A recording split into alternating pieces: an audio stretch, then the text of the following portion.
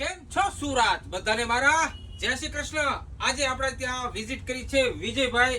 જી હા દોસ્તો, વિજયભાઈ આવે છે સીધા હીરાબાગ થી અને એમનું પણ કંઈક અલગ જ કામ છે, કંઈક અલગ વસ્તુ વેચવાનું પણ એમનું છે વીએન ખિલોના, જ્યાં તમને અવનવા અને નવી ડિઝાઇન અને નવી પેટર્નના રમકડા બી તમને ત્યાં મળી જવાના છે।